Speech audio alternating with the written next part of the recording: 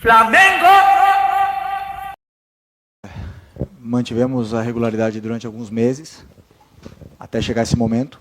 E é verdade que não estamos no nosso melhor momento de confiança. O futebol é constantemente um estado anímico, né? Tivemos um grande jogo contra o Corinthians, depois uma derrota dura contra o Cruzeiro. E claro que os jogadores sentem, é normal essa oscilação. O que nós temos que fazer é recuperar o caminho, nosso caminho, nossa trajetória e as boas atuações o antes possível, né? Conseguir se perdoar, que os jogadores consigam recuperar essa confiança que perderam. Como fazemos isso? Treinando, jogando. Vamos jogar na frente da nossa torcida agora no final de semana. E esperamos fazer um grande jogo. E com um grande jogo as boas atuações voltam, a confiança volta e a gente volta nos trilhos. Mas claro que essa oscilação em algum momento da temporada iria acontecer e infelizmente está sendo agora. Felipe, boa noite. Manoel Ribeiro do GE. Globo. Sobre esse jogo, a gente vem falando em alguns jogos atrás sobre a questão da produção ofensiva, e isso melhorou em alguns jogos, outros a gente vê a dificuldade. Hoje teve essa dificuldade da produção do meio para frente, mas também parece que a defesa bateu cabeça em alguns momentos. E o Flamengo teve essa dificuldade defensiva ali no gol do Central Córdoba. A gente viu 7 jogadores na área contra 3 do adversário e o Flamengo não conseguiu cortar essa bola. Qual que é a sua análise do jogo? Por que o Flamengo não conseguiu essa vitória, que hoje jogar fora de casa é sempre difícil, mas necessitando de um resultado melhor por causa do grupo? Obrigado. Bom, para mim é muito simples. O adversário veio com plano de jogo e nós conseguimos sair, conseguimos romper a pressão, conseguimos fazer um bom começo de jogo e fizemos o gol, né? Depois disso, muitos erros técnicos, muitos erros técnicos, já seja por confiança, pela bola, não sei o porquê, e talvez tenha sido também pelo momento, né, como o teu companheiro citou antes. E esses erros técnicos nos levam a perder a bola e ter que correr atrás da bola. E, na verdade, nós temos um time que está feito para ter a bola. E o grande forte do nosso time, a grande força desse Flamengo, são jogadores que não perdem a bola, que gostam de ficar com bola e, com volume, criam chances e essa imposição sobre o adversário, ela se nota. Hoje perdemos muita bola, como eu repito, tivemos muitos erros técnicos e principalmente não conseguimos ter pernas para pressionar, né? Fisicamente não estávamos no nosso, não sei, não conseguíamos simplesmente tirar o tempo do adversário. Eles conseguiram ter tempo, fazer as dinâmicas de ataque. Tem 2 pontas muito rápidos, nos empurraram para trás e tentaram entrar com bola nas costas e lançamentos em profundidade e cruzamentos, entrar por fora, né, basicamente. Por dentro não entraram nenhuma vez, a não ser algum erro nosso, como aconteceu dentro da nossa própria área, que o Rossi acabou fazendo uma defesa. Então, como a gente não conseguiu dominar o território, eles sim dominaram, e por volume, por número de cruzamentos, um erro foi fatal, né? Eu não analisei ainda o gol, mas depois de tantos e tantos lançamentos e tantos cruzamentos que a defesa teve bem, uma não, e aí eles acabaram cabeceando. Mas eu não digo que a defesa oscilou, não. A equipe oscilou. A equipe, como na fase defensiva, os 11 jogadores, como um bloco, não conseguiram pressionar ou subir a pressão da forma que deveríamos e acabamos sofrendo.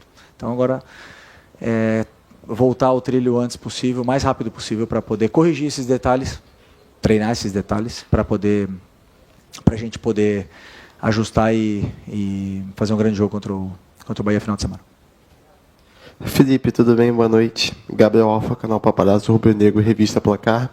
Felipe, queria te perguntar sobre 3 decisões tomadas por você nesse jogo, né, com relação aos jogadores. A primeira foi na escalação, a sua dupla de zaga. Você tirar o Léo Ortiz e vir com o Danilo e Léo Pereira. O Léo Ortiz, que vinha sendo muito elogiado pelas suas atuações, vinha jogando muito bem. Por que essa decisão de tirar o Ortiz? Também queria te perguntar sobre o Pedro. No intervalo ele acabou saindo, o Pedro, principal esperança de gol aí da equipe do Flamengo. Por que ele saiu no intervalo? E, por fim, o time precisando talvez até criar um pouco mais, você ter no banco um jogador como o Matheus Gonçalves, que é um jogador que dribla muito, parte para cima e, assim como na Copa do Brasil, contra o Botafogo da Paraíba, você confiou no Joshua, que também é um garoto novo e acabou dando certo. Por que não confiar no Matheus Gonçalves num jogo como esse? Obrigado. Ok, primeiro sobre o Danilo, foi uma escolha. Eu tenho 3 zagueiros de seleção brasileira, no meu ver, e contra a LDU já jogou Danilo e Léo Ortiz. Hoje, pelo plano de jogo, entendi que era melhor ter um canhoto do lado esquerdo, para sair da pressão, e o Danilo, claro que um jogador desse calibre eu vou dar minutos porque eles batem na porta.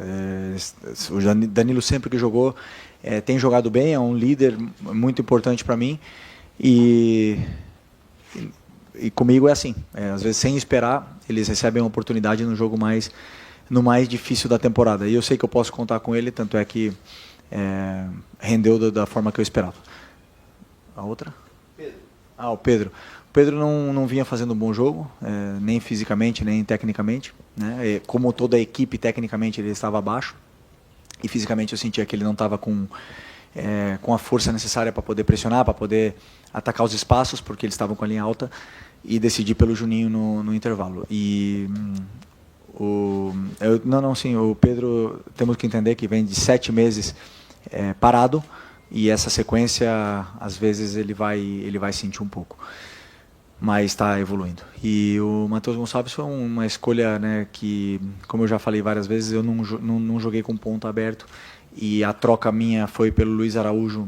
Eu optei pelo Luiz Araújo por dentro e abri o corredor para o Wesley e depois para o Varela.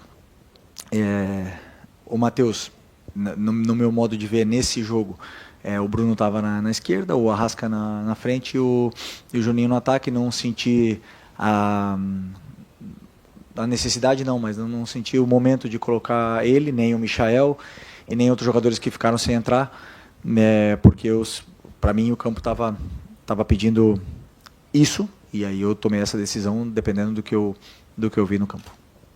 Felipe, aqui do seu lado esquerdo, isso. Acho que é esquerda, não direito, sei lá. Boa noite. Claro, todo mundo, quando vai passando, né, nessa fase de grupos, começa a fazer as contas para ver quem vai se classificar, qual time vai passar em primeiro, qual vai passar em segundo. E, obviamente, que a torcida, acredito que vocês também, vão somando para saber como será o resultado daqui para frente. E esse empate, claro, deixa de ganhar 2 pontos, ganha 1 ponto, e a calculadora ela começa a funcionar. Eu quero saber de você o quanto você está preocupado com uma não classificação do Flamengo para a próxima fase, ou se você não tem essa preocupação nesse momento.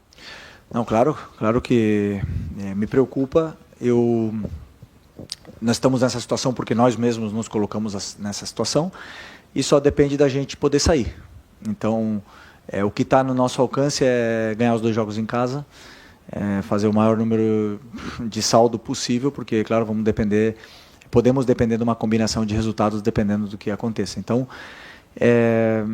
o que está no nosso alcance hoje é isso, vencer os próximos 2 jogos em casa, e para poder passar dessa fase de grupos, que a realidade é que não está sendo da forma que a gente esperava. Felipe, boa noite. Boa noite. Resultados negativos muitas vezes ensinam. E certamente assim, a dedicação desse time do Central Córdoba nas 2 partidas contra o Flamengo é inspiradora para todo mundo que joga futebol e vive do esporte. Se tira algo disso também para a sua sequência de trabalho, para o teu dia a dia, para a conversa com os jogadores? Sempre a derrota ensina, né? Ou sei lá, as atuações, e como eu sempre falo, o jogo ele é um guia para a gente poder corrigir os erros e melhorar e evoluir como equipe, né? O Central Córdoba tem uma forma muito peculiar de jogar, uma forma muito direta, né? E uma forma de pressionar, de defender, um sacrifício muito grande, na qual o treinador entende que é o melhor para a equipe dele, né? Eu tenho um modelo de jogo que eu entendo que é o melhor, a minha ideia, que eu acredito que é o melhor para poder levar o time mais perto da vitória. O resultado a gente não controla, mas o que eu sempre penso é em dar aos jogadores a melhor forma que eu acredito para eles poderem chegar perto da vitória. Então, cada jogo é um jogo diferente, o Central Córdoba tem uma forma de jogar, o Bahia tem outra, o Cruzeiro tem outra, e nós temos que se adaptar sempre para o adversário que vir pela frente, mas claro que é uma forma muito válida, né, a forma que eles têm de jogar. Felipe, vão ser as duas últimas, se quiser responder em espanhol, como cortesia para a imprensa local, por favor. Felipe, ¿qué tal? Si puede ser en español, por favor, buenas noches. Con respecto a lo que es la seguidilla que le queda, primero Bahía en el Brasileirao y posteriormente la fecha que viene contra la Copa Libertadores, va a ser muy complicado con lo que es llevar una seguidilla así, y cómo lo ves, también de tu perspectiva, al grupo, sabiendo que están obligados sí o sí a sumar estas dos últimas fechas. Bueno, siempre que tienes la camiseta de Flamengo es un desafío muy grande y siempre te exige ganar, ¿no?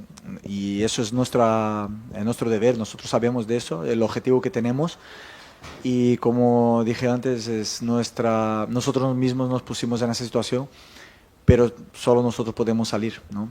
Anímicamente no estamos en nuestro mejor momento, de verdad, venimos de una derrota y hoy de un empate y de un partido que no fue bueno, a nivel técnico sobre todo, pero bueno, que está a nuestro alcance poder salir de esa situación, y que nada mejor que una oportunidad a fin de semana delante de nuestra gente para poder ganar, recuperar confianza y volver a nuestro camino de las victorias.